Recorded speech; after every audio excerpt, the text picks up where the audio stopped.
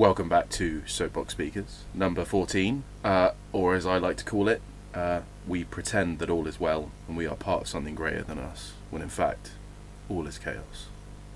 Deep, bro. Deep. So deep. Oh. Which brings me into my only point for this podcast, but I wrote this one down. Oh. I wrote it down, man. So, this is a little backstory. Yeah. So my grandma is awesome. And she is. Brilliant. She keeps telling a story over and over again, because she's also old, about a man that she met called Floating Eagle Feather, who was a Native American who went around telling stories. And one of the stories he told is the one that she keeps telling, which is of the a really nice bit of cloth. I don't know. Should I tell the story? I feel like, yeah. Well, yeah, I think people are going to want to know now. Okay, yeah. So, I want to know, so tell me. A man went to the tailor with a really nice piece of cloth, and he went to the tailor like, I really love this cloth. Can you make me something with this really nice bit of cloth that I found? And the tailor goes, yeah, certainly, of course I can. And so he cut it, and he cut it, and he shaped it, and he sewed it, and he made him a really nice coat. And the man wore the coat, and he wore the coat, and he wore the coat until the coat was all worn out. And so he took it back to the tailor, and he said, Mr. Tailor, I still really like this fabric. Can you make me something else out of what's left of this? And he went, certainly, of course I can. And the tailor cut it, and cut it, and cut it, and sewed it, and turned it into a waistcoat. And the man wore the waistcoat, and he wore the waistcoat, and he wore the waistcoat until it was all worn out. And so he took it back to the tailor, and you can see where this is going. Yes. And the tailor went, of course I can. And then the tailor cut it, and cut it, and cut it, and he made him a tie. I was going to go with cravat, but okay. Cravat, whatever you really want to put in there, it's kind of interchangeable. And then the tailor made him a button, because I really can't bother to go through all of it. I'm really sorry, but I'm kind of a little bit impatient. And then eventually, this man brought the button back to the tailor, and he said, I've worn the button out. Was this button made out of the material? Yeah. Right. You can make fabric buttons. Oh, of course. And the tailor cut it, and he cut it, and he cut it, and he turned it into a story. And that's what I'm telling you right now. Oh, plot twist. Yeah, plot twist. I do have questions. Right. Who wears a tie out? Well, let's not discuss what this man was into in his spare time. To wear a tie out. Oh. Ruin the story. Thanks, Matt. And me. Anyway, that isn't actually what I wanted to tell everybody, but that was a part of it. It's good. And so, I like it. So my grandmother turned it into a book. Right. Because she was like, I just really want to do that. So she got a friend who was an illustrator to illustrate it and turn it into a book. And through all of this, we found out that Floating Eagle Feather actually published books of his own, which I read. And as I was reading it, I was like, I've got to bring this up in the podcast. Because I was like, holy shit, this is actually quite cool. Yes. So I can't remember the exact details of it, and I wasn't allowed to bring the book with me, sadly. But essentially, the first 3 or 4 pages were written by his brother, because I think his brother was publishing it for him, and it was talking about how we're all chained to our attitudes. Okay. And and how humans will do almost anything in order to be accepted. Yep. And literally brings up case in point and goes Nazi Germany. So this is a full-on introduction to what I thought was going to be That's a heavy segue. Yeah, what I thought was going to be a really nice book full of little fun stories turned out to be this nice deep fucking thing, right? Yeah. But I found it really interesting because it was a really interesting perspective on it. It was he was saying how knowledge isn't necessarily the gateway to changing somebody's attitude. And changing attitude is the important thing. Because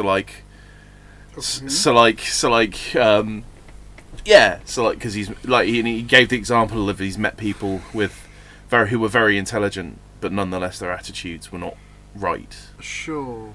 And I know, and I'm aware it's got a little bit of that whole hippy dippy pseudo magical thing. That wasn't my issue, because it kind of implies, to use the comparison that he made in his introduction, right? Because it implies that Nazi ideology was based on accepted science rather than pseudoscience that was made science within the. Do you know what I mean? No, I think his point was even if you showed the Nazis that their pseudoscience was bullshit, they would have continued doing what they were doing regardless, because it was to do with attitude and it wasn't to do with knowledge. Oh, I see. Okay. Yeah, that's what I took from it anyway. Yeah, no, that's that's a better way of looking at it than what I did there. Yeah. Well, but it's also like the way they were kind of going into this whole idea of like humans will do pretty much anything in order to feel accepted. And there was a specific point where he was like, and people's attitudes are the way they are because quite often that attitude will be rewarded in some socio-religious way. Sure. And I was like, you know what? I've thought this for a while, but I've never seen it like written down before, and it was really nice to read it. And I was like, that's what I've never been able to articulate effectively when people are like, well, why don't you just do the thing? Right? Because I've always been thinking that, but I've never been able to figure out what my response to it is. What, it's that just you have like, a bad why don't you just conform, right? Right. Okay. And I'm aware sometimes I have just been an absolute dickhead, and people have just been like, why dickhead, and that's fine. But like sometimes it is just like well, why don't you just do it the way everybody else does it? And I'm like, well, I don't know how to explain it to you, but like, I don't want to be a person whose attitude is who's so desperate for acceptance that they will change their attitude towards life in order to gain that acceptance. Like, sure. Anyway, that was my thing, because I was like, oh, that's really cool. Anyway, that's a good anecdote. I like it. Thanks, Mum. And yeah. So now I know what to say next time somebody goes, well, why don't you just do the thing? And I'll be like, because I'm not willing to change my attitude in order to gain some socio-religious acceptance. So I middle fingered there, by the way. But yeah, fair. What else has happened to me? Not a whole lot, really. We did a podcast like 4 days ago. Less than that. We did. Feels like more. Feels like more.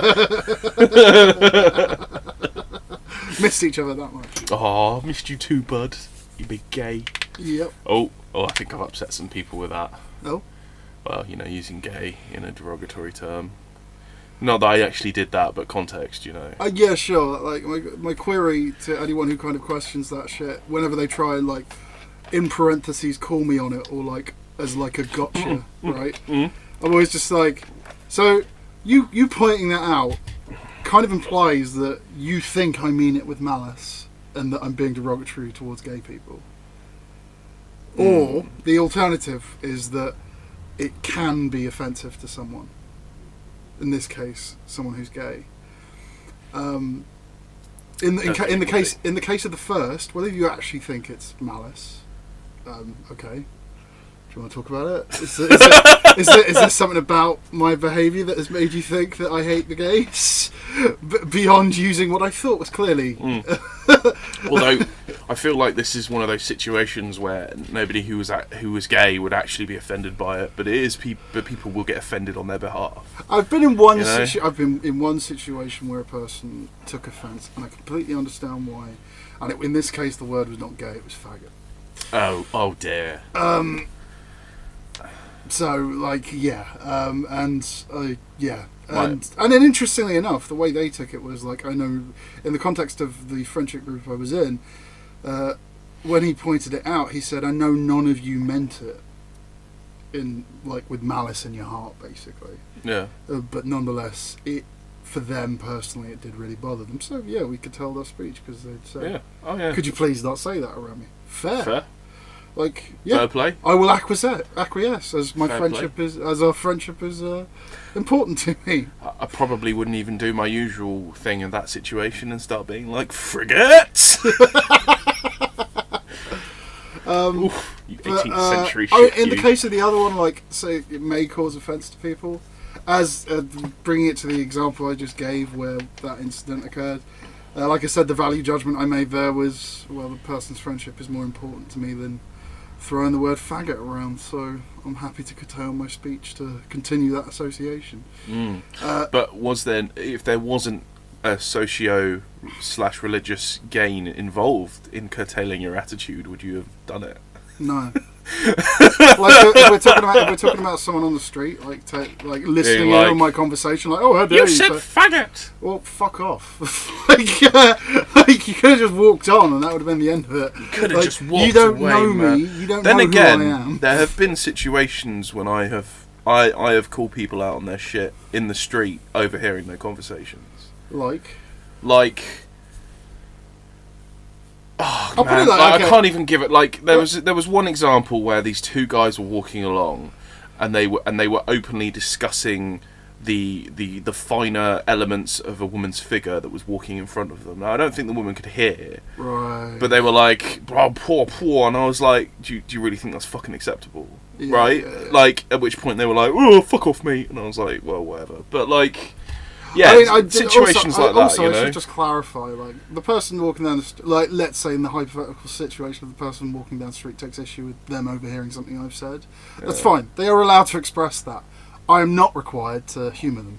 Right, yeah. It's all I'm getting at. Yeah. You're allowed to express that, and I don't care. Mostly in agreement of what you did there, like, you know, that... Like, even if like it doesn't change their mind on anything, it nonetheless made them pause and allowed the woman to walk on. If you get what I'm saying. Yeah, I do. So, but like I said, I don't think the woman was even aware it was going on. Yeah. So, which is good, because you shouldn't have to put up with that shit in your day-to-day life. Mm. I get, like, you know, I get pissed off when women start fucking haranguing me and trying to lift my kilt up. So. Can't imagine what it would be like to live with it on a daily fucking basis. Yeah. Must be grim. But yeah. Did I tell you about those fucking wankers from the poetry evenings that did the whole we're gonna rape her thing? It rings a bell, yeah. Right, yeah. So like when like shit, yeah, you did tell me. Yeah, tell the story. Alright, so I was going out for a drink with a couple of people that I met through my poetry stuff because I decided to write poetry, and and I went to have a pint with them, and I don't know why I did that, because I knew they were kind of just like not really worth it, but I did it anyway because I was like, do you know what? I kind of want to make connections. To socially conform for social credit, yeah. No. Yeah, hey man, no, I didn't say I wasn't a hypocrite. Actually, like, there was a lot of reasons going on at the time. I was quite lonely. I thought it was a funny joke. And it was good to get my mind off of stuff, so I was like, any excuse to get out of the house sort of thing. Right. But anyway, we went to this pub. They were having drinks. I had a water because I wasn't drinking at that point. And still not, but like... And then we walked from one pub to another, and we were walking through this dark, like, wood/field area. Mm. And it was these two guys. They were quite short, but these two guys and me, and I'm big, right? I'm like think of the biggest guy you know, and that's me. Yeah. Like, can confirm. Have seen larger. Have seen me too, but like, you know, like not that many. Like, it's a big deal when I see someone bigger than me. I'm like, oh damn, look at you, motherfucker. In a pretty high percentile of bigness. Yeah.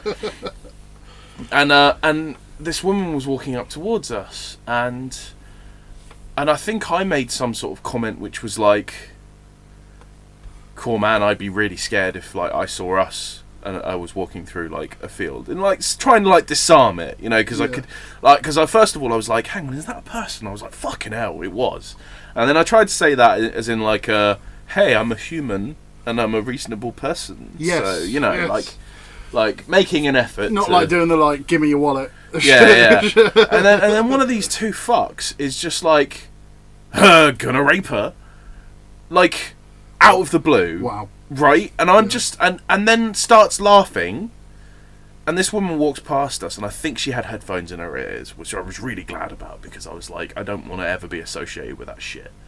And I spent the next like 25 minutes trying to convince this guy that he was a wanker. That is so not okay. That's so not okay, and he was refusing to admit it. And eventually, I was like, "Hey, look, man, like, I'm aware that you're refusing to admit it because you know that you're wrong, but you're refusing to give in, to acknowledge it because you feel like you're going to lose face or something." And I'm like, "That's cool, but like, just so long as you're actually aware that what you did was wrong and you're not going to do it again." And then at that point, he was like, "All right, yeah, I did do wrong, and like, damn, like, you're really wise, man. And I'm like, I'm not. Why do people... Don't make jokes in dark fields Right. about rape. That's wisdom, is it? Like whenever anybody says that, like, because I do get that surprising amount where somebody's like, "You're so wise and a dickhead." Like, it's usually how it goes, and I'm like, actually, I'm starting to think that if somebody thinks I'm wise, that says more about them than it does about me. Like, you know, I get where you're coming from. Like, yeah. I'm just about on top of my own shit now. But like, if somebody thinks that I'm then wise because of that, that probably means they've got a long way to go in regards to figuring their own shit out. Yeah. But that thing happened, and that fucking horrified me, and I thought I'd share it on the podcast because, you know, Yes. fuck those guys. Jesus Christ. Yeah, that was not good. No. They were not good people. No. They might get better though. They might, but at that You point never in know. time, we're not good people. Mm. Any other anecdotes? You seem to be on a roll. Oh. Are you sure you don't want to make a point of your own? Well, You're looking at your phone. Any point I make is just going to be like a segue into a different subject. That's No, that's cool. We can do that. Kind of completely unrelated to that. Well, that's cool because, like, you do bring an awful lot of, like, cold hard facts and political kind of political movements and all that sort of stuff to the podcast. So, like, I feel like segueing is a good idea because, you know, I brought a little bit of the old what that guy who knew my cousin, who was my brother's hamster's gerbil's best mate 4 years ago thing, and I don't even know where I was going with that. They're good. I brought the gossip. Now bring the facts, Matt. You brought the wisdom. I bring the knowledge.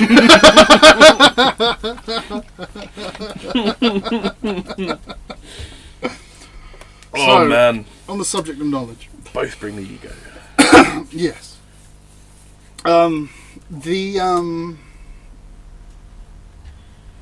number of statues were defaced a couple of weeks ago. Which ones? Were a statue of Winston Churchill and a Fuck that guy. and yeah, we'll get to that. And a statue David Bowie. a statue. I wish. A statue commemorating Bomber Command. Ooh, that one's a bit more controversial in my mind. Well, yeah, there's plenty to talk about here. Yeah. So, what they did, let's just be clear, I really dislike how it was done. Oh. Which is not the same as me saying I dislike the fact they defaced statues. I dislike what they did to deface the statues, which was essentially just throw white paint over these statues in a really kind of slapdash like nonchalant way. So you're It's saying got that vibe. You're saying you don't appreciate the kind of lackluster attempt. Well, maybe if I explain what they could have done. All right. Okay. Sorry, I interrupted. That would have no. You didn't interrupt. It's a good question and it's a fair one.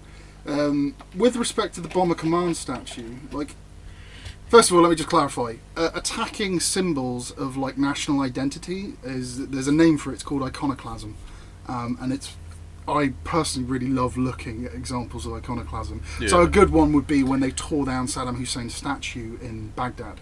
Or the God was Save the Queen Yeah. thing. Yeah. So, like, here's what they could have done with Bomber Command, for example. They could have just put blindfolds on all the men in the statue, Right. like as if to say, like, we're not attacking the men who fought for this country. We're attacking the government that asked those people to do what they did. Right. So, for those of you that don't know, Bomber Command was involved in the attack on Dresden. Blitzkrieg, essentially. Yes. I mean, No, like, not Blitzkrieg. Is it? no, you're thinking of. I'm thinking of the bombing of London over and over and over and Blitz. over again. The Blitz. There we go. Jesus Christ. I'm tired. Blitzkrieg was the stratagem that. Tanks. Well, it was bringing together air, land, and sea in a coordinated strike, Yeah. and moving very rapidly, so that the logistical sides of the enemy couldn't keep up, which worked. That's why. Mobilised Imperial Guard.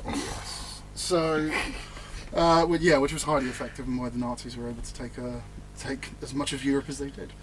Yeah. So the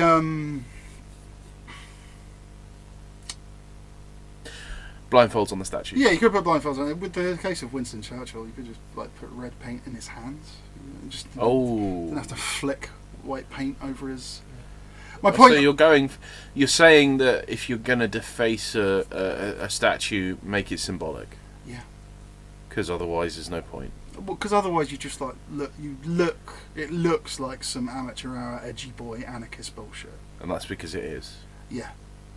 Right. You see, because I was expecting you to go something along the lines of like, if you're gonna do it, make it permanent. No, I wasn't gonna go down that lines. Those lines, but I'm all for iconoclasm. I know it sounds weird, which is like, oh, what? So you're for defacing war memorial statues? That's not what I said. Pretty good form of art, though. It's not what I said. I said I'm for iconoclasm as a way of stating a position or a point. Prime example would be when Nelson Mandela was elected president of South America. They tried to completely destroy the rugby team there because it was only the white South Africans who supported rugby. Oh, that was an example of like cultural iconoclasm. Yeah. Then there was one of the reasons like apartheid was ended was because international pressure was put on South Africa in the form of the rugby union saying that they would not allow South Africa to compete until they got rid of apartheid. It's a big deal. Yeah. And so rather than attacking, don't get me wrong, I forget the name of what was classified as a terrorist organisation that Nelson Mandela was a member of. I mean, they did do bombings and stuff. Yeah. But there were lots of other ancillary ways of kind of attacking the South African white ruling majority. One of them was preventing them from accessing the sports that they loved. Another was shaming the company Kodak because they were involved in supplying the cameras for the identity cards that were used to do that, because they had whites only and coloureds only areas. They had apartheid. Yeah. So they had racial segregation, and it turned out it was grim. It turned out that all the IDs were taken. The photos for all the IDs were taken using Kodak cameras. So Kodak was shamed. I've got another story for this. Yeah, go on. If you want to hear it. Chuck it So my grandma, because I've already mentioned her once, lived in Africa during apartheid, and there was a point where she needed a photocopier in order to be able to, and I think they'd just recently been invented at this point, so they were quite, new and expensive. Hefty bit kit. Yeah. But she couldn't afford one, but she needed it in order to be able to print illegal flyers against apartheid. Yeah. So she went to a business and asked to use one for the weekend to see if she wanted to buy it or not, and then had it for the weekend and was sitting in her front room being the best damn activist anyone's ever heard of, just pumping out illegal flyers. and then her nanny at the time, who was black, noticed that she was doing this with the kid in her lap and was just took the kid off of her and just let her get on with her work. I think she was staying after hours or something like that. I see. What to allow her to print more. Yeah. Yeah, and I was like, damn, Gran, you did some cool shit. Yeah, that is one hell of a story. Actually, I think she did. She also went on some marches. Yeah. In order to make sure the government didn't fire into the crowds because there were white faces there, that sort of thing. So.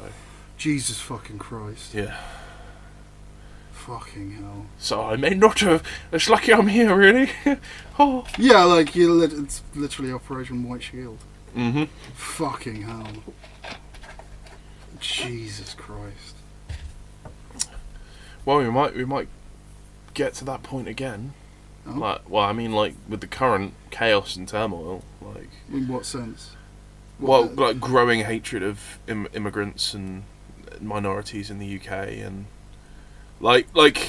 there might be cause for similar types of activism. I mean, I see what you're saying, but I don't think it's not the same. I know. I don't think the British. I think we've had this. I don't think there's ever going to be a situation. Really, we're not going to have the apartheid. I know we're not going to. Or where police are shooting indiscriminately into crowds. No, is what I'm getting at. No, this isn't France. Oh, shots fired! Quite literally.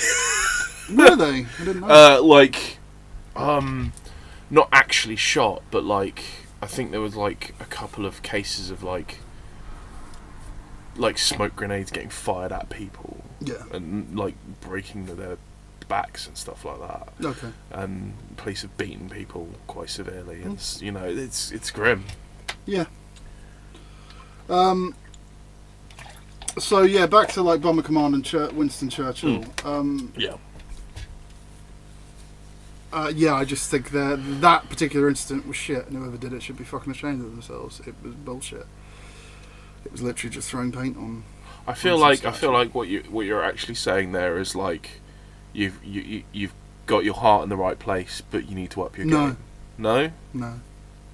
Just shit. I don't think that person has their heart in the right place. I think they just wanted to deface the statue, and they're using a potential political criticism as a smokescreen. It's a different thing. Oh, okay.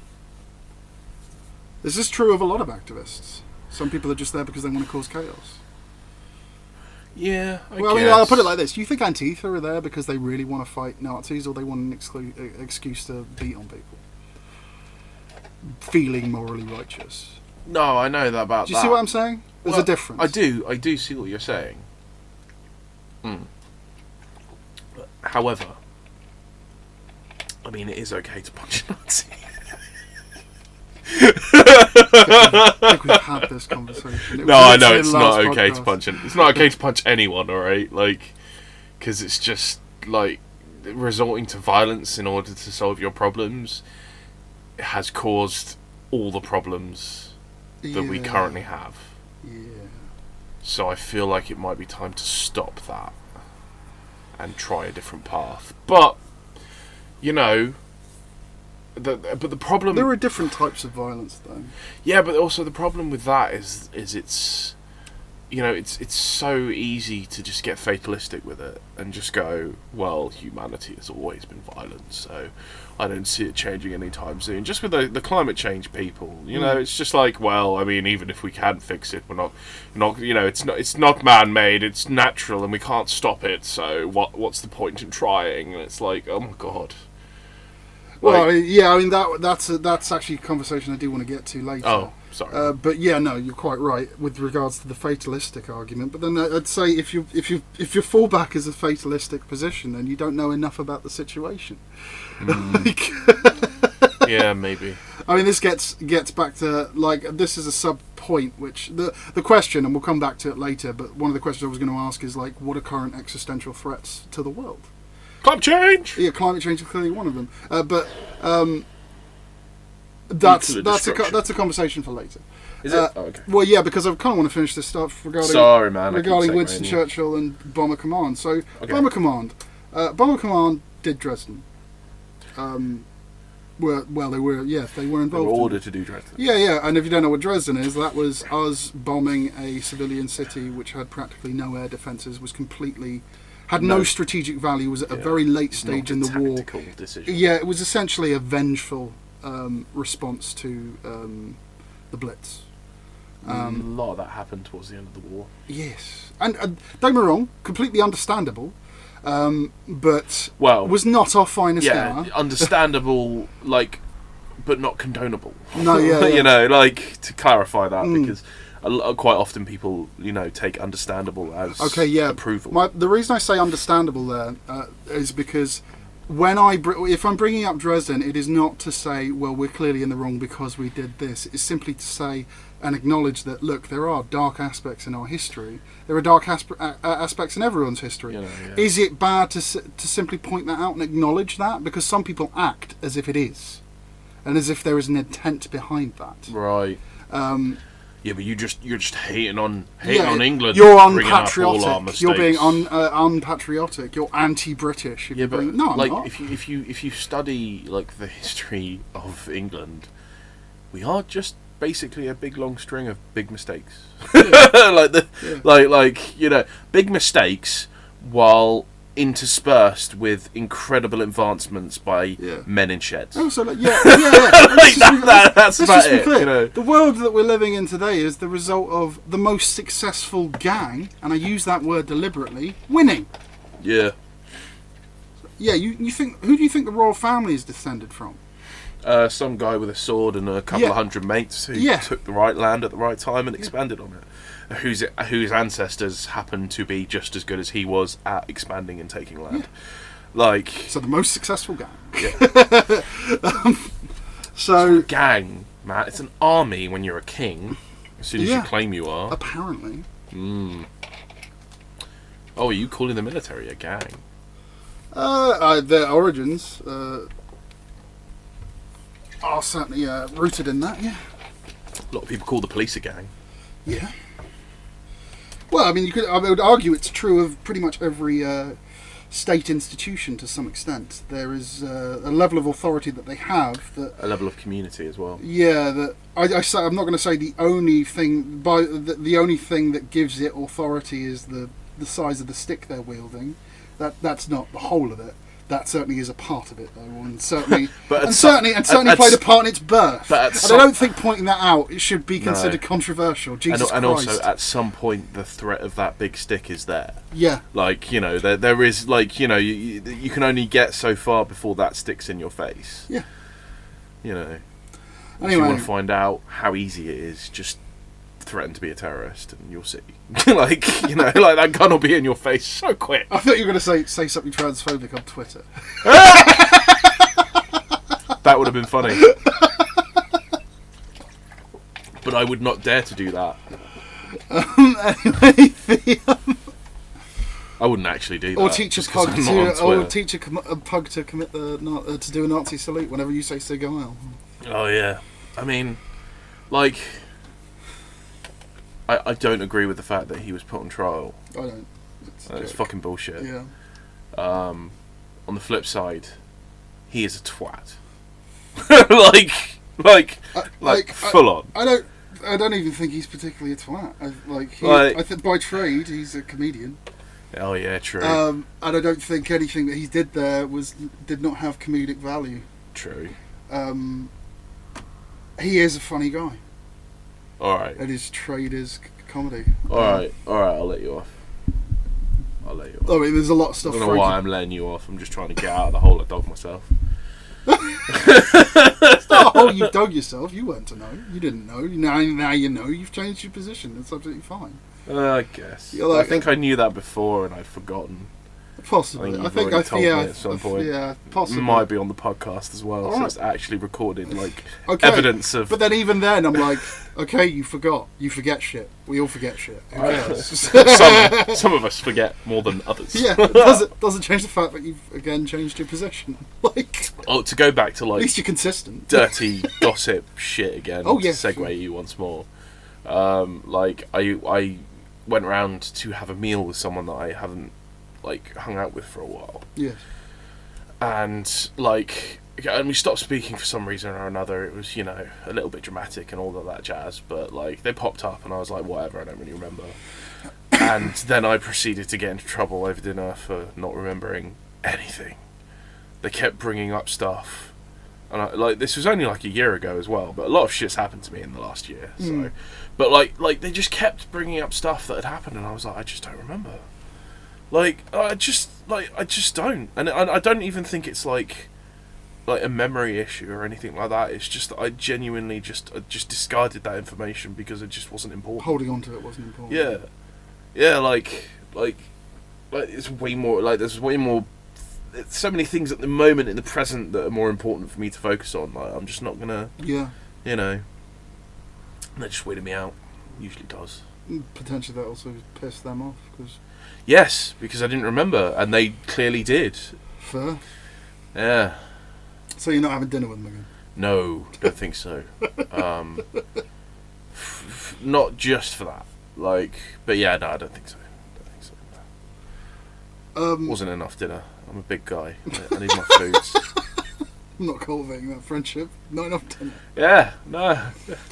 This is at the top of the list of friendship requirements. Must feed me appropriately, if offered. Right? Because this isn't like I'm just like they must feed me at all times. But I was invited around for dinner and then got told to bring ingredients, right? And then got told, and then was roped into cooking it as well. And I was like, so when you invited me around for dinner, what you actually meant was, can you buy the ingredients and cook it for me? I was like, what the fuck is this shit? Because it wasn't like I just bought a couple of things, right? Like, we had, like, fucking baked potatoes, and I brought the potatoes. Right. It's like, what? What the fuck? Oh, man. I hope they don't listen to this.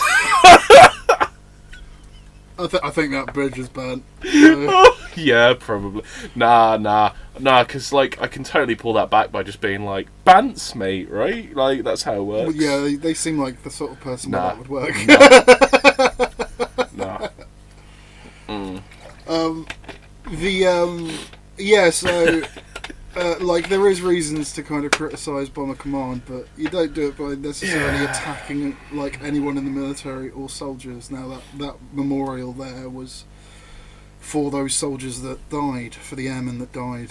I do find it quite interesting, though, that we do kind of it's this idea that a soldier is more of a tool than a human, and is thereby not responsible.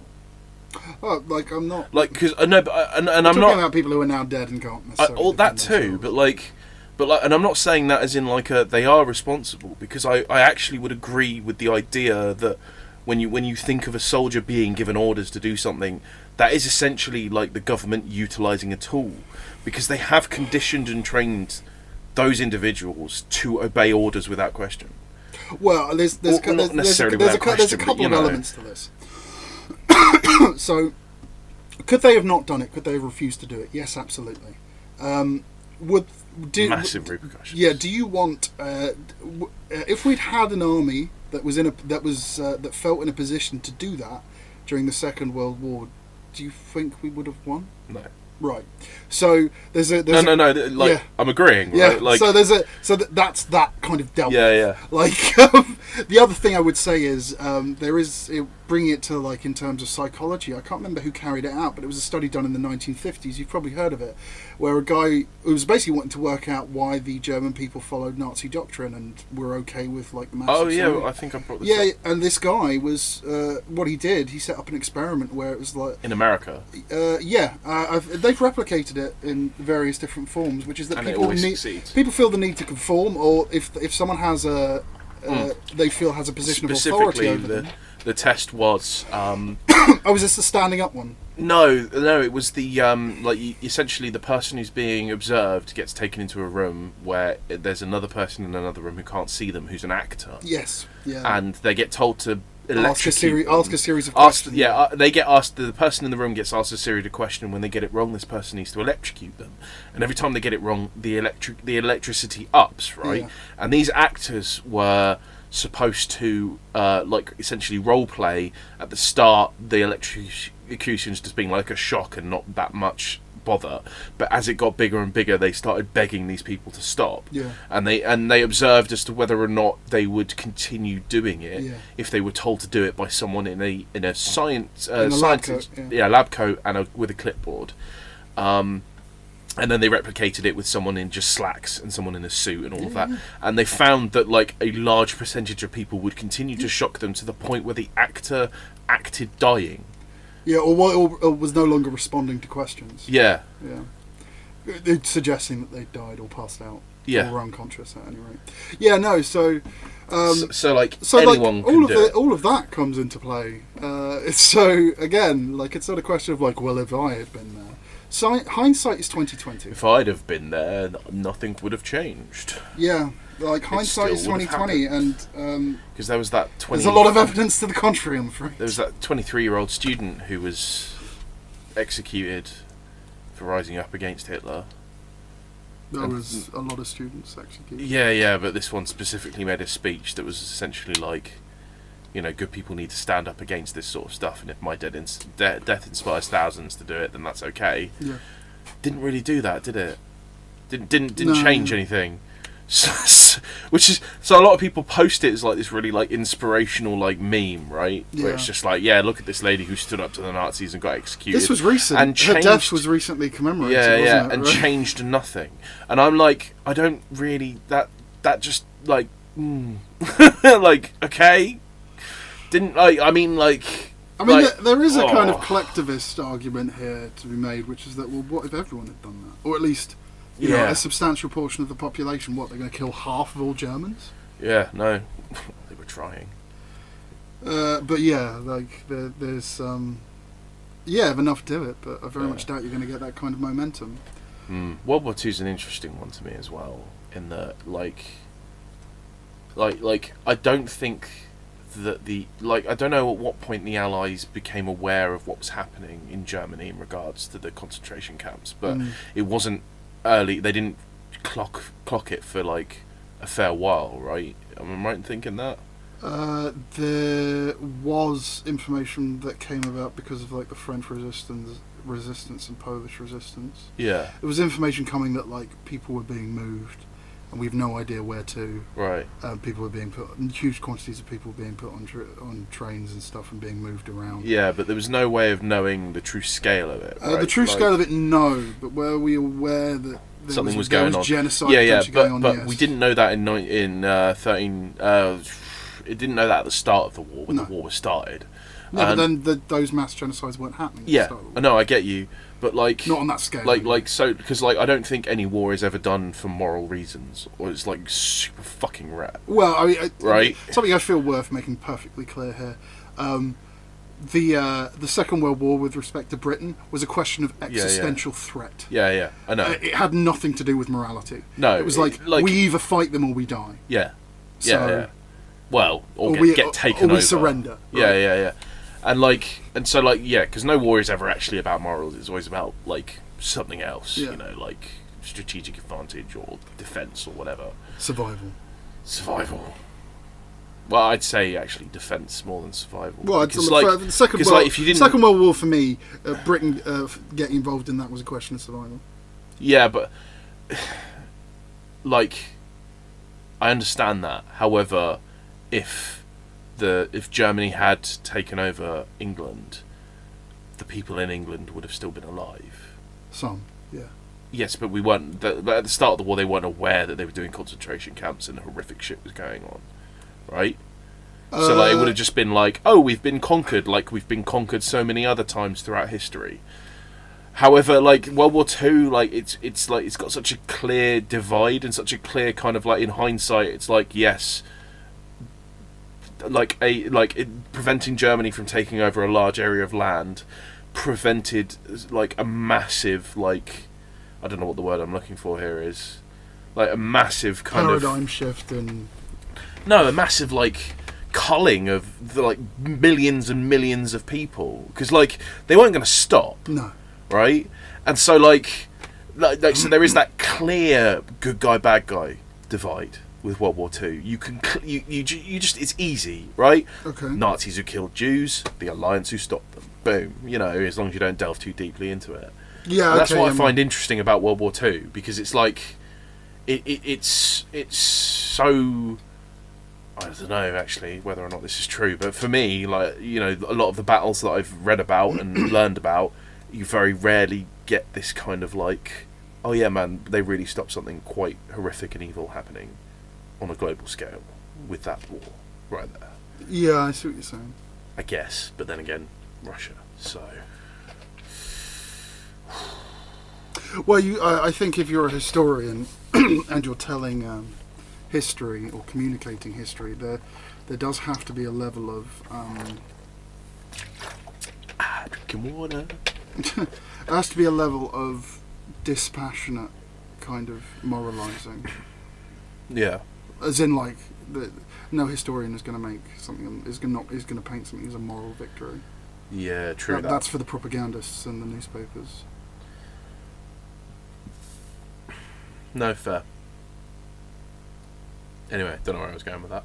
Oh, yeah, with that said, though, I mean, I would argue that you know the Cold War and the fight against communism and all those kind of like proxy wars that occurred because of it, you know, the way it was painted to the American people was as like some sort of moral crusade against. Yeah, that was bullshit. Against communism. Communism's fucking dope. I mean, Stalin did kill more than Hitler did. Yeah, that wasn't communism though. That was Stalin. That's a big difference. Okay. I feel very disappointed that communism didn't get a fair crack at the whip. I mean, they got fucked from the off. This is a different conversation. Like, no, like if like Yeah, I don't know.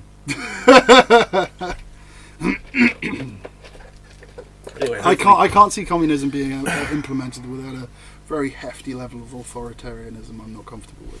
True. I'll put it that way. So hopefully we'll get some sort of extreme socialism going on and we'll be fine. Well, did you just conflate socialism with communism? No. I'm saying that I like that is my hope now. I'm not saying that they're the same. They're not, okay. by a long stretch. Right. Good. Whew! I feel like I just dodged a verbal bullet there. Jesus. On the subject, okay, bringing it back to the question I asked earlier, like existential threats that currently exist. Your mama. To our species. Oh, man. Because Sorry, communism was brought it down. Communism was painted as like An existential threat, yeah. Like, and now we've actually got one. So my question, no, it's not. It's fine. So I'm always quite fascinated by what is painted as if it's some sort of existential threat, versus what is, and then like politicians and governments' corresponding response to said thing. So, for example, terrorism is currently being painted as some sort of existential threat to the West. Less people die via terrorism than by shark attacks. More people die from peanut allergies. Where's the Probably war on taking peanuts as well, yeah. Where is the war on peanuts? That's what I want to know. Think it's Why are we not napalming the peanut fields? See, right? Yeah, no, I agree. So it's not a question of existential threat.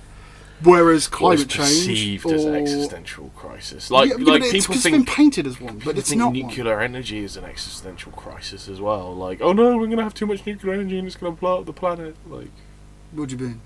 As in, like I've met people who are like, yeah, but climate change is all well and good, but like, we can't have nuclear power. Why not? Exactly. Because I'm just like, look, with the safeguards and the current systems that we've got going and the way that we can dispose of it, we'll be fine. Yeah. And even if it does blow up, it's not actually the end of the world that you think it's going to be. Sorry, just to clarify something. The way we dispose of it. Sweden's got pretty nailed. Oh, okay, right. Is what I mean. I mean, there are ways of doing it that are safe and reasonable. Yeah. Not saying we all do that. Yeah, I know, because America really doesn't. But also, like, a little bit of radiation ain't going to kill off humanity. It's just going to make us a little bit deformed when we're born. Every now and then. Maybe quite often. But, on the flip side, we don't use as much coal and we don't release as much carbon into the atmosphere, and it gives us a stopgap for which we can, generate more renewable energy sources. However, this is also assuming worst case scenario, the nuclear plants blow up, which they're not really going to, because, like, nobody wants that. There's a lot of engineers who've done a lot of effort and a lot of work into making sure that's never going to happen again. The other thing is, don't use uranium as your fissionable material, and that deals with a lot of these issues. That too. The only reason we use uranium in nuclear power plants is because we want to make bombs! Yeah, we can use it to make plutonium. We want to make bombs. It's all about blowing people up. Yeah, so like there are a ton of different types of nuclear reactors that have not been designed because the funding hasn't been there to research them, that would allow us to extract energy from a very large number of other fissionable materials. There's a prime example in what we use in satellites. Is it strontium? You don't want to ingest that shit. Satellites are launched into space with like a small dose of... These are like usually deep space probes. I know what strontium does to the body. Yeah? Yeah. What does it do? Well, if you ingest it, the body thinks it's calcium, and so it will essentially treat it like calcium, and you will get bone cancer potentially in a couple of decades. It will penetrate your bones. Well, it'll be in your bones. Yeah. Permeate your bones. Just like radiating out. Just in there. That's cool, but also terrifying. Yeah. It's cool in the sense that it's interesting. Because that's all, which is another point I want to talk about at some point, the stalkers in Chernobyl, because that's how I learned that. What? The stalkers in Chernobyl. There are stalkers in Chernobyl, Matt. How do you not know this? I told you. Is this a video game? No! Actual real-life stalkers in Chernobyl. What are stalkers? People who go into the irradiated no-entry zones to bum about and have a look and find shit. Okay. Actual real-life stalkers, Matt. Not the video game. Real-world people who are like, fuck the radiation, let's just go have a stroll. Do you want to tell this story now? Oh! No, we need to finish yours. Anyway, so, nuclear power plants. Yeah. So what can we think of that are existential threats? Well, apart from that, immigration. No. Oh, I thought we were talking perceived. However, no, I'm talking about what are actual existential threats. However, you say immigration. There's a lot of climate migrants, i.e., people who are moving from one place. Oh, mate, there's going to be more. Oh yeah, there's people who are moving from one place to another because of how the weather is changing globally. Yeah. And now you can either attribute it to climate change or something else, but the point is weather globally is changing, and it's causing a lot of people to move. So irrespective of whether or not you accept climate change, that is nonetheless happening. So my question irrespective of whether yeah. or not you think you have cancer, nonetheless, some cells are replicating and causing your liver to fail. rising antibiotic-resistant bacteria. I like my analogy that I used on our Facebook group. Yeah. Which is if a fox gets into your coop, you don't sit there debating about whether or not it's your fault or you're failing about whether or not the fox got into your coop. You don't sit there and you go, oh man, you don't debate about that. You pick up your gun and you shoot it. And what we're doing at the moment in regards to arguing about climate change is, or specifically whether or not it's man-made or natural, or just naturally occurring, is basically sitting there going nah man, you're supposed to fix the fence and you didn't fix the fence and that's why it's getting in, and somebody else going, it just broke the fence down, instead of picking up your gun and shooting the fucking fox. Fox is still killing chickens. Can we deal with the fox? Yeah. and then somebody was like, yeah, but can we even fix it, or maybe using nuclear energy would be more harmful than not doing it. And then I felt like making another analogy there, which was so what you're saying is we shouldn't shoot the fox because we might kill more chickens than the fox is going to kill, so we should just leave the fox in there and hope for the best. So is that what you're saying? Maybe the fox and the chickens will make friends. Yeah, I mean, there comes a point where it's I understand that you're being a skeptic, but now you're being a skeptic to the point where this makes me think you're just an arsehole. I understand you're being a skeptic, however, we're not going to be able to survive on this planet if we keep going the way we're going. Oh yeah, I mean, another existential threat. We're currently in a mass extinction event or a biotic crisis. Yeah. So, irrespective, again, whether or not you think that's because of climate change, that's a thing that is happening. Insects are dying out in record numbers, and the ecosystem cannot function without insects. Yeah. Bees are dying out. The economy is not going to function without bees. And I would argue bees dying is a bigger threat than terrorism or ISIS or Islam or whatever fucking thing, or Brexit, right? These are actually what we should be talking about. What are we doing about the bees? What are we doing about climate change? Well, I think there has been some good news about the bees recently. Mm-hmm. I could be wrong about that. I haven't looked at it in a while. But you keep talking. What are we doing about rising antibiotic-resistant bacteria? Oh, we're just dying, Matt. That's what we're doing. And the effective time life, the effective lifetime of each new antibiotic that we create is exponentially shortening each time we do. Mm-hmm. So, for example, it took about 30 years for us to start seeing penicillin-resistant bacteria.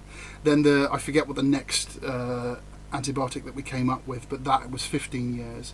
The next one was 5 years. The latest one was 3 years. Mm. So, yeah. What are we doing about that? That's a problem, right? With respect to what we're doing about it, there is a reason why if you go to your GP, he very rarely prescribes you antibiotics now. Mm. Even if you've got the flu. He'll do what, sorry? Even if it's not the flu. Even if it's bacterial. He won't give you antibiotics. He won't give you antibiotics. Yeah. No. That's that is now more common. Mm. With things that are naturally going to go away. Yeah. They just don't bother. Yeah. Yeah. So that policies have been changed, but here's the question: is that enough? Do we need to rethink it? Because this is a really interesting subject that I did some study on at some point, and one of the ways of combating so essentially what we do is we create an antibiotic like penicillin, right? Which is us finding a very specific not chemical but enzyme, know, whatever it is. Like, so essentially, like, there is a broad range of different things that can combat the bacterial infection, and what we do, as what we've done as humanity, has found a very specific one that works really, really well. So, and then we've managed to mass produce that very specific thing that works against that bacteria, and then that's all we use as a species in order to wipe that out, which means that bacteria gains massive amounts of resistance to it over time. Yeah. And what we used to do, and like before modern medicine was a thing and all we had was like willow bark off of trees and shit, is die a lot more, let's be clear. Yeah. But like the things that we did have that would work would quite often be like a spectrum thing. So like we used to treat oh Christ, what's it called? Malaria. So malaria, you can get pills that will help you fight malaria. Quinine. Yeah, Yeah. right. Which is a utilized and artificially produced strain Yeah. of not antibacterial, but whatever it A is. herbal. Yeah. Whereas what they used to do is take the bark of the tree that comes from Right. and make a tea with that. Yeah. They've recently discovered Same that with aspirin. they recently discovered that the bark of that tree actually had a spectrum of like different things that worked to help combat malaria, and now in fact the bark works a million times better than the pills that we've created do, because it's a spectrum. Oh, so it's a broad attack. Yeah. So So if the quinine doesn't get you, the other thing will. right. Yeah. And so like what we need to do, and hopefully what's happening, is pump a hell of a lot of money into figuring out broad spectrum antibacterial. I mean, like things, right? penicillin is a broad spectrum antibacterial. Yeah, but In that it attacks and- a lot of different bacteria. no, as in like rather than like a broad spectrum, as in one thing that works on lots of things, Yeah. lots of things that work on one thing, Yeah. and then turning that into the pill. And that way it's a lot harder for it to gain any sort of resistance against it. But that is like a ridiculous amount of money, and it's almost like we need to switch to, I don't know, like a material-based economy where it's not how much money do we have, but what can we do? Do we have the know-how? And Do we have the know-how and the tech and the material to do it? Yeah. right? But we're not going to do that. That's some communist level shit right there. But anyway, it's been a while since I've read up about that, and it was only like a little bit of reading on it, so it could have like advanced beyond that, or I could be talking out my ass, so don't take my word for it. But It's an interesting point. it's cool. Yeah. It's cool, and could potentially prolong our ability to fight most diseases. Yeah. But this is the other big problem, is like, resistance to antibacterial medicine isn't necessarily the worst thing in the world, Okay. because our population is quite high, Okay. and like, I don't know, we could do with losing quite a few people. Okay, if that were to happen, who do you think would lose? Oh, the poorest, that'd be the problem. Yeah. No, I understand that, but like, And it would be the third world that gets hit hardest by it. yeah. Damn, what we need to do is bring back this idea that like, the rich and the nobility like should go to war, and because it's fun, jolly good sport, what? And go and get themselves killed.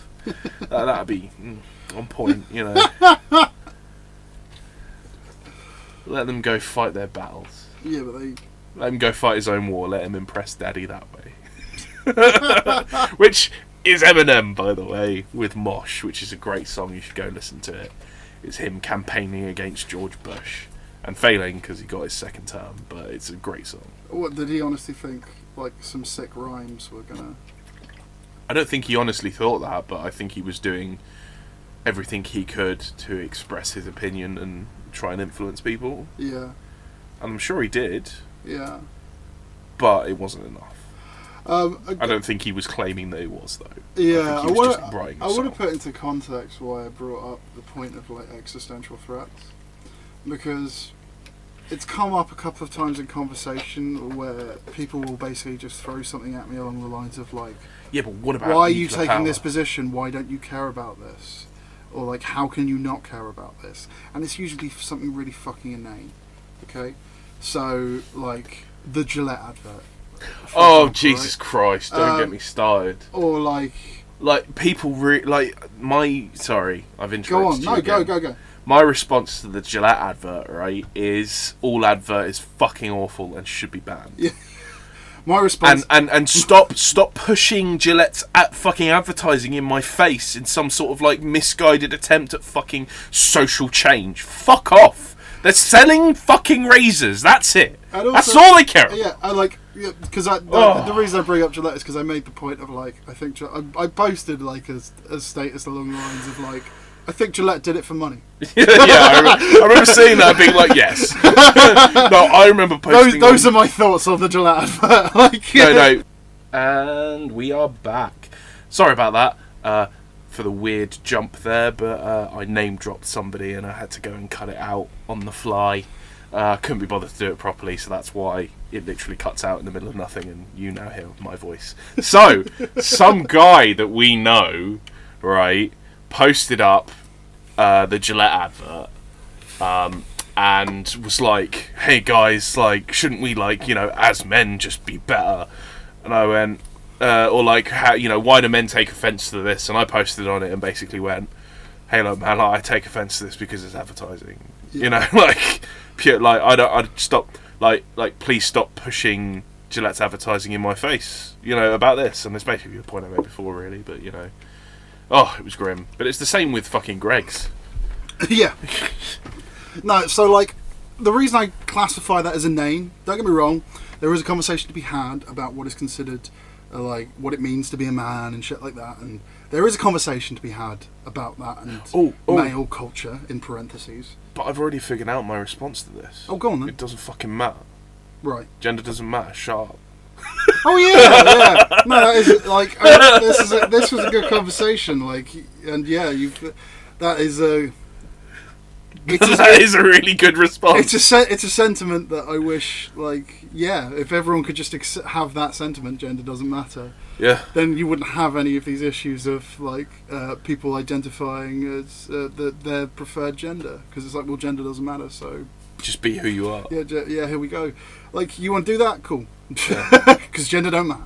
Yeah. Anyway, and that's right, comrade. And we've like these podcasts have had a lot of discussions about like various kind of social issues of things that have been in the news and all this stuff. Pretty much exclusive. But ultimately, like, for me, all of it, pretty much in its entirety, doesn't matter. Doesn't matter because of climate change. Yeah. Like, it doesn't matter because of rising antibiotic resistance. And I'm kind of of two minds about this now. I wouldn't say rising antibiotic resistance is like an existential threat. An existential threat. No. I would. I don't think it's going to wipe out humanity. Okay. I think it has the potential to wipe out significant portions. Significant portions of humanity to the point that it sends us back a considerable amount. There's going to be a lot of knowledge that is lost. There's going to be a lot of reverting to old ways of thinking and stuff. But no, like, disease has ever wiped. Has it wiped out knowledge before? The Dark Ages, plague. The Dark Ages weren't caused by plagues, though. Okay. The Dark Ages were caused by the collapse of Rome, and it wasn't global. It was just in a specific. It was just Europe. Okay, I didn't know that. And like, yeah, because I knew the Dark Ages were only in Europe. Yeah, because when we talk about the Dark Ages, we're specifically like, yeah, the only countries that matter had a Dark Age. Yeah. You know, like, because if the Black Plague didn't like wipe out, like, yeah, but it didn't wipe out any information or knowledge. Like, countries didn't grind to a halt.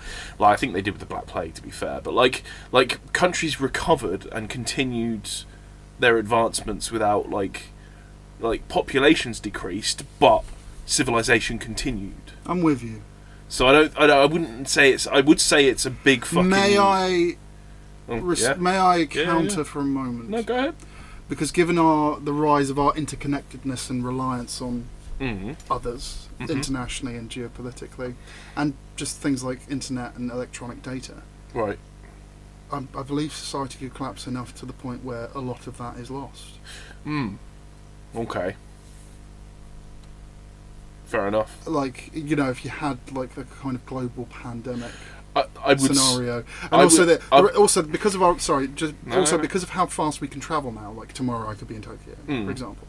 Disease spread. So the disease will spread very quickly and globally. Yes, it's a very different thing. You've got a point. So that, you've got a point. Yeah. No, I see your point there. Yeah, definitely.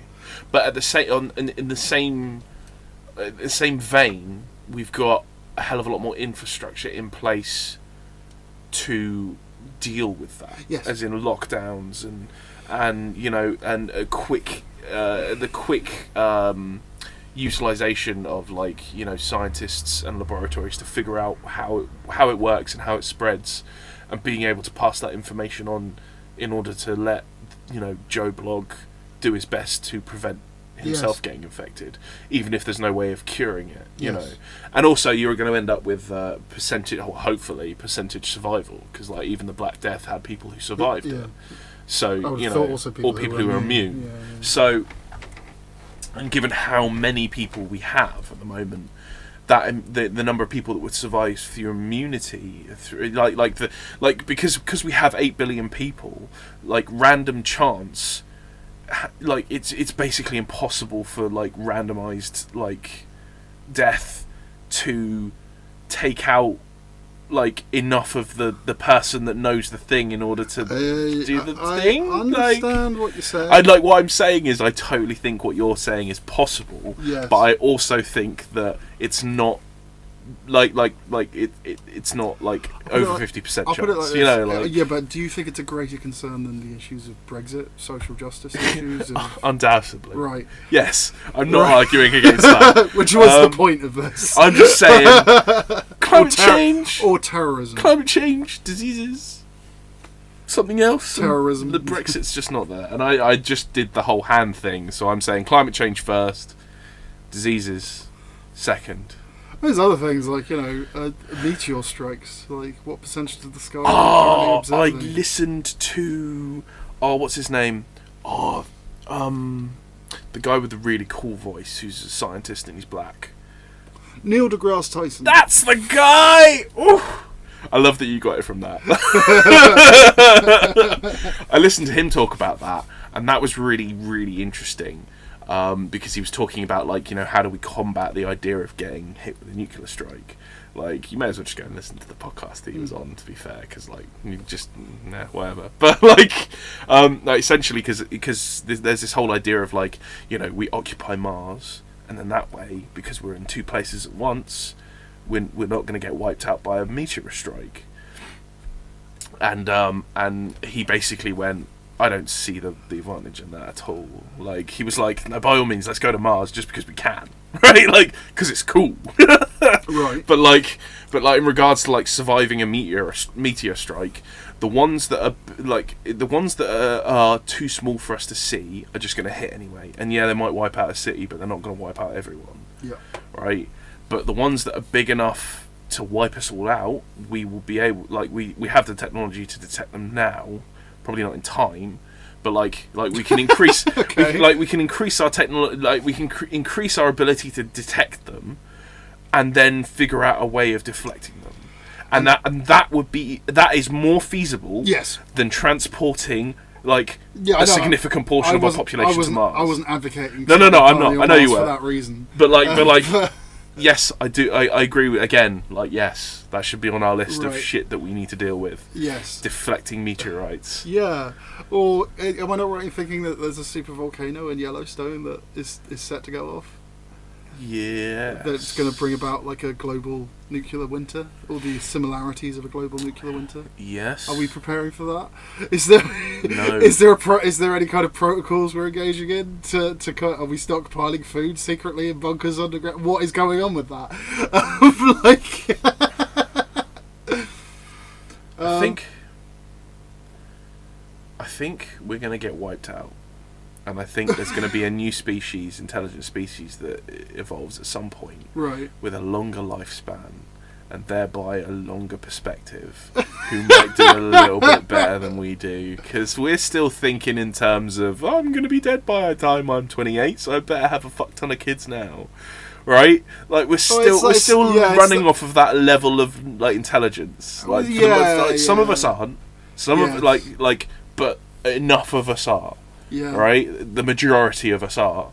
And me too, like, you know, my day-to-day choices, you know, I'm just like, I'm not for one second I want the cake. I'm fat, but I want the cake. I'm not for one suggesting that sort of I'm above all this. I'm not. I'm just amazed at like what is considered news and important relative to like what are actually existential threats. Well, I mean, like, I feel like, and like, I'm happy to be disproved on this, but I feel like capitalism and everything that's come with it has had a huge impact on our perspective on all of this. So like the encouragement of like consumerism and the continuation of slavery, essentially, in the modern setting, which is 9 to 5, indentured servitude, 9 to 5 minimum wage.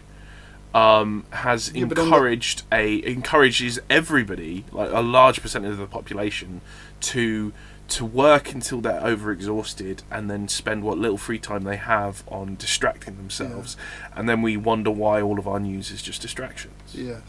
It's because that's what we do. Yeah, but on the flip, we all distract ourselves. So just as a counterpoint to that, though, capitalism is also responsible for extending our lives and improving our access to things and giving us all of this. Oh yeah, totally. No, I would argue war is responsible for that, because a lot of our technological advancements have come from the necessity of generating it in order to win a war, or to have an advantage.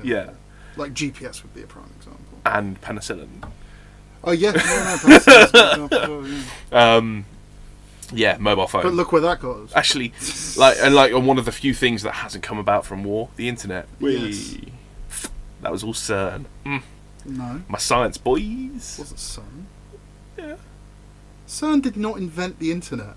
No, but they they essentially brought about what is now the internet. No, there was one guy who was responsible for the internet. He didn't work at CERN. He worked at... Oh, I'm googling this shit while you talk. I can't remember where he worked, but when he made it, he open sourced it so that any company could use the technology and the theory, because he knew that if he tried to patent it and commoditize it, it would... World Wide Web was invented by the British scientist Tim Berners-Lee in 1989 while working at CERN. Oh, okay. Yeah, he specifically designed it in order to be able to transfer information quickly with the scientists all around the world that were all working on this project together. May I call? No, we were both right in different ways. Yes. It wasn't CERN, it was that guy, but that guy worked at CERN and did it for CERN. So, you know. Yeah, but he also open sourced it. Yeah, like a hero. Yeah, important caveat. Which is why, so when we start looking at things like portioning off sections of the internet and content controlling portions of the internet, you should be very concerned when he says this is a terrible idea. Mm-hmm. Because they are essentially commoditizing. I wonder if he could sue them. Be like, it's my idea, you can't do that. Yeah, I mean, that's an interesting one. Like, I don't know like, legality. But man, I'm really looking forward to going back to radios, man. Like, that sounds really cool. I like that idea. You know, just slap a radio on, get some pirate channels going again. You know, be a laugh. Nobody cares about that anymore. All that entire bandwidth is free, right? Yes. Right. Yeah, it'd be great. They are looking at what they're going to reassign it to. Oh, well, fuck them. And I was going to say ham radio is still a thing. And long wave and short wave radio. That is one of the things that I will probably ask you to do if I ever get my own property. Hey Matt, do you want to come build a ham radio? It is something I am actually getting into once I finish converting the top of the house. Oh man, that property I showed you with the tower, like top of that ham radio, boom, jobs are good. Oh man, yeah, I'm like super keen about buying a property and turning it into a home, like bit of land, you know. As you should be. Oh. Anyway, like to kind of get to the point regarding like there, like generally in a conversation where I'm having a debate, if I ever decide to walk away from a discussion, it's because I've had the realization in my head, like, the world is dying. Like, global warming is happening. Why am I arguing about this?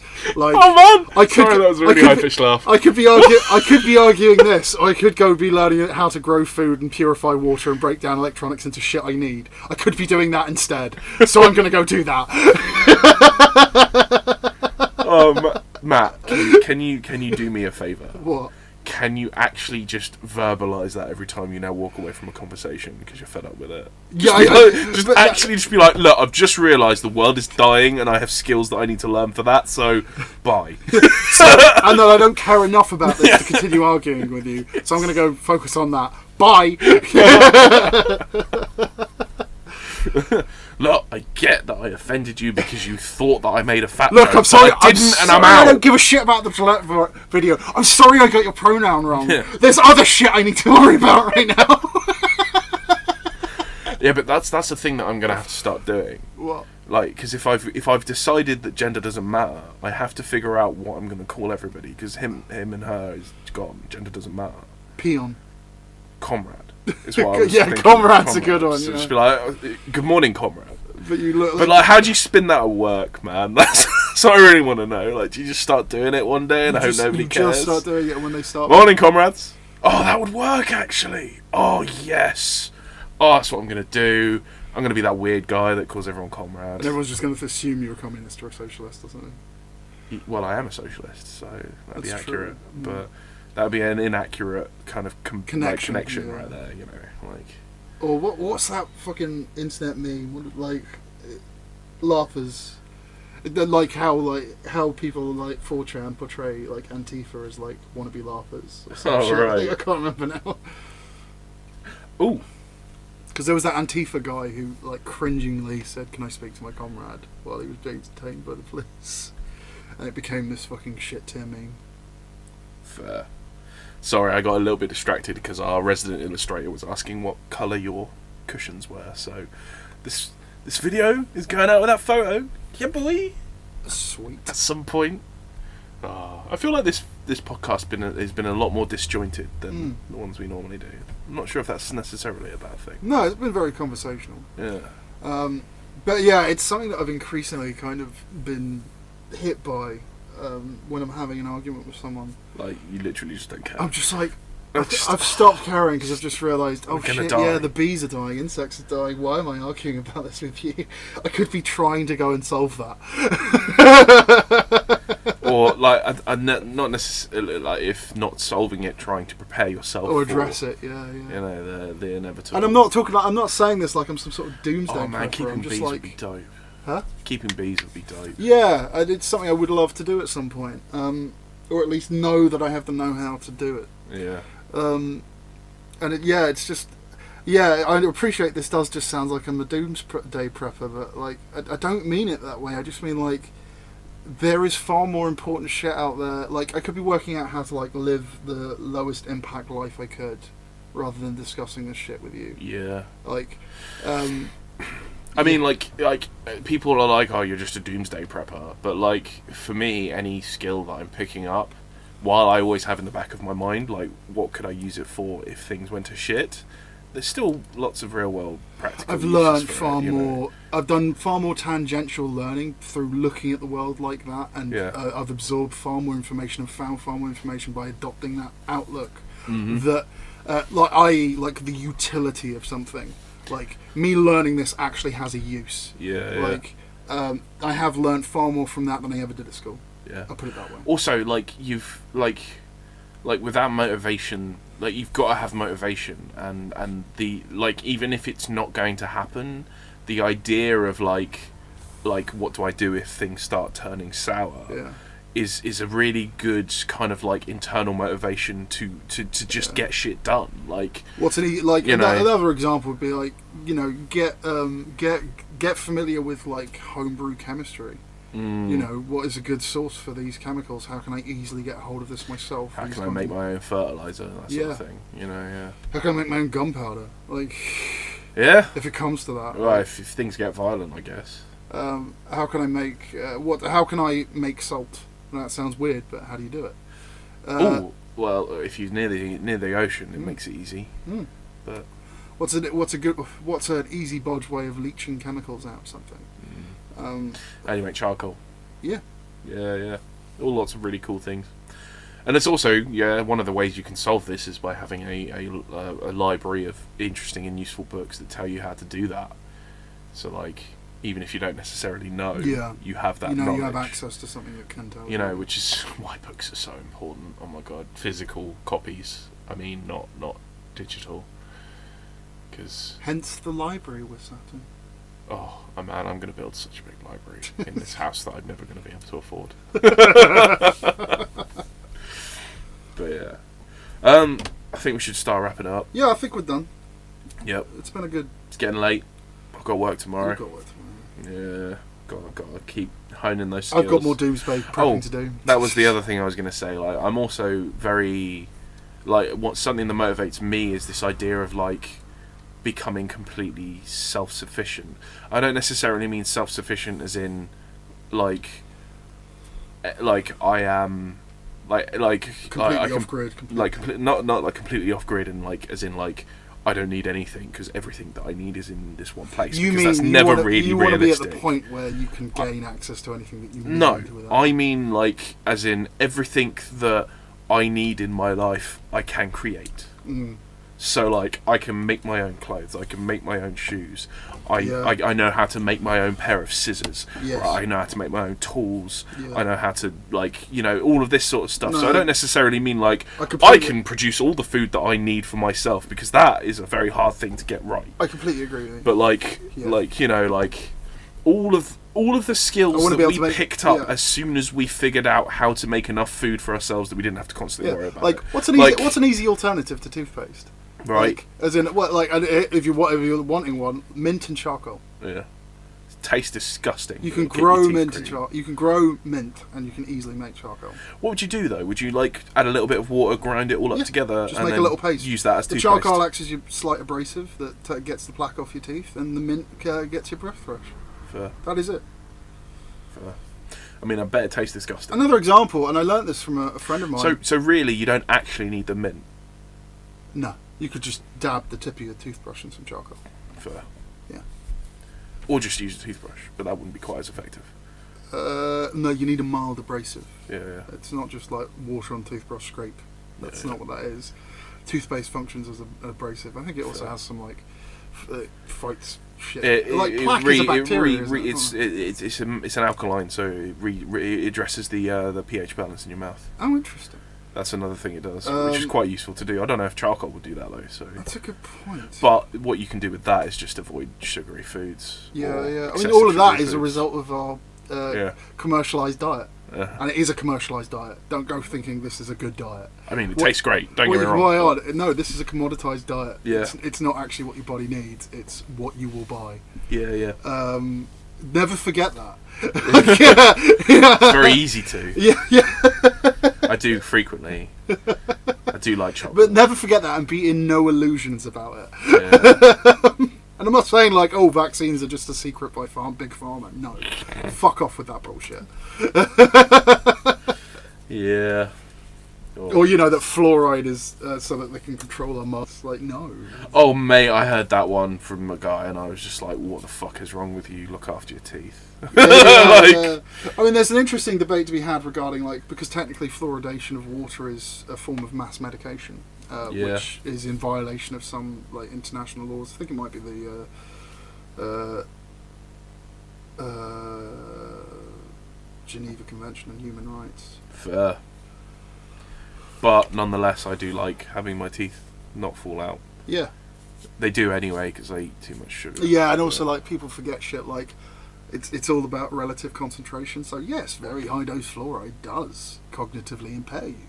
Mm-hmm. But fluoride is in no way in that level of quantity in water. Yeah. I mean, and there is a debate to be had about whether or not the efficacy, as in the effectiveness of the level of fluoride that is in tap water actually has any benefit or effect. Yeah. But that's a completely different thing. Speaking of teeth, one of the things that does worry me, because a bit of I LARP a lot, and some of those are apocalyptic LARPs, and I get quite into my LARPs. So sometimes I do research around them as to figure out what would be doable and what wouldn't be. And I was like, dentistry, what the fuck do you do when your teeth fuck up, right? So like, be less of an issue in a post-apocalyptic world. yeah, or, I mean, depending on what food you have access to. This is true, but I mean, like, yeah, I mean, if we're talking If about, all you've got are tin peaches, you're fucked. yeah, like, which is why you should avoid food from the old world, if that makes sense. Well, anyway, like, but I was specifically thinking, like, as in, like, you've got the cavity, your tooth is rotting, it's hitting your nerve. What do you do? And it's like pulling teeth out is fucking hard. Yeah. Like, that is not an easy thing to do. That is not like grab a pair of pliers and do it yourself. I mean, you can just about, but like, you can break off the roots in there, and you're gonna have to dig those fuckers out. Otherwise, you may as well have not bothered at all. And digging those out is fucking difficult, right? So you've got to get your mate to do it, and like, it is just essentially a mechanical thing, right? So like, you grab it, yank, yank, yank, yank, tug, and hope you don't get a resultant infection. Yeah. Yeah.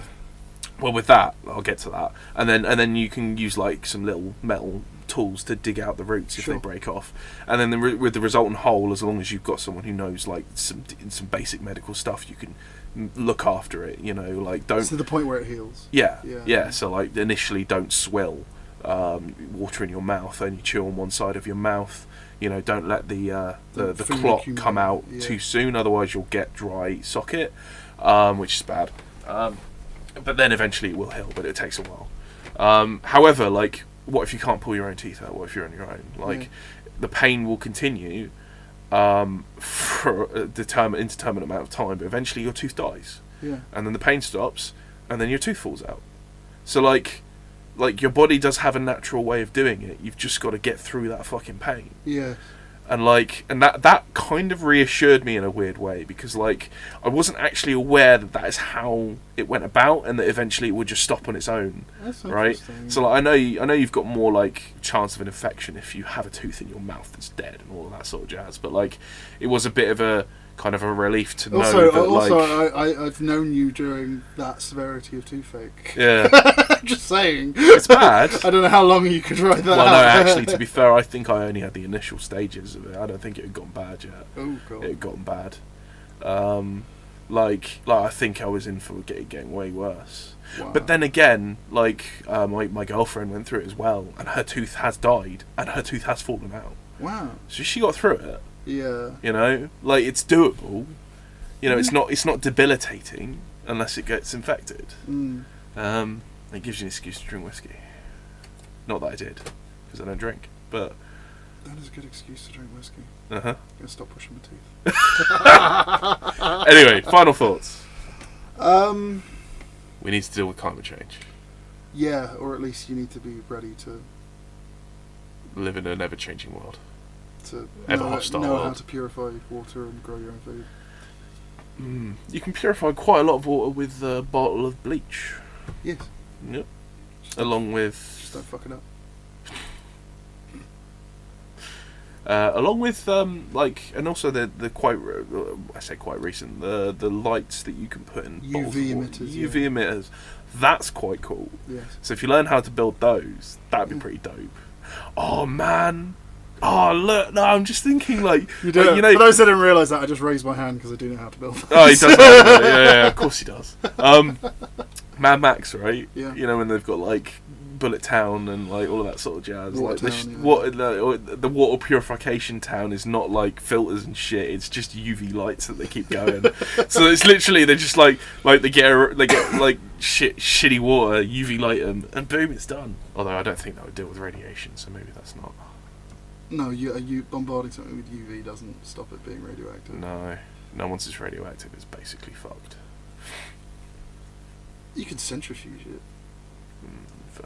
Would boiling it? Is that what centrifuging is? I don't know. No, I know what you're saying. What you would have to do is boiling it, distill. gas it, distill it. Yeah. Would that get rid of radiation? I would need to know what's actually in the water that's making it radioactive, because I suspect some of it might be nucleotides of oxygen and hydrogen. In which case it would stay. Yeah. Yeah. Oh, that's really interesting. Anyway, we could keep going like this forever. Yeah. Final thoughts. All of it isn't though. Learn to purify water. It would deal with some of it. Let's just be clear. Yeah. Learn to purify water. Climate change needs dealing with. We didn't talk about it, but our current crop of politicians are bullshit. Communism doesn't work, but it should have. Socialism is our next best hope at the moment, but materialistic economy would be better. Material-based economy, even, or materialistic one, in case people get confused. Start building a library. Talk about a resource-based economy. That's the one. Yeah. Thanks, Matt. I'm glad you're here Me too. to be the smart one. There The was knowledgeable one instead of the wise one. There is a conversation to be had there at a future podcast there, actually. The Yeah, merits of a definitely. I resource-based think we already have briefly touched on it. So. Yeah. Build a library, and don't eat all the sugary food all the time. Yeah. And look after your teeth. Yeah. Boom. Okay. Final thought, my final thoughts are learn to get comfortable eating insects. But they're all dying out, Matt. How are we going to eat them? It's true. Not all of them. Like, eating insects isn't that I didn't difficult. interrupt you. Sorry. Stick them in a stew. Oh my god, this reminds me of a conversation I had with someone once. Okay, so just so you all know, in case you don't know, there is an E number that is derived from the chitinous shell of a particular insect. So you know those red M&Ms? They're crushed up shells of insects. That's where that colour is derived from. And I remember having this conversation with someone, I'm not going to say their name, where they were saying like, oh, how they could never eat insects and how like the whole thing is disgusting while they were eating a bag of M&Ms. At which point I said, you do realise that red M&M you've just put in your mouth has insects in it, right? Yeah, but it doesn't matter as long as you don't know, Matt. Right. But like, there's things like Green. There's things like using insect protein into like a flour and incorporating it into foods, and that's how we're going to start on an industrial level producing our protein rather than classic meat. Fair. Which, like, I'm all for it. like, is an incredibly efficient way of making protein. Yeah. Eat them ants. Yeah. Okay, there's our final thoughts. I think we should head off before we keep talking all night. Yeah. All right. Much See you guys love, later. Much love to you all. Mwah, mwah. Bye, Z's.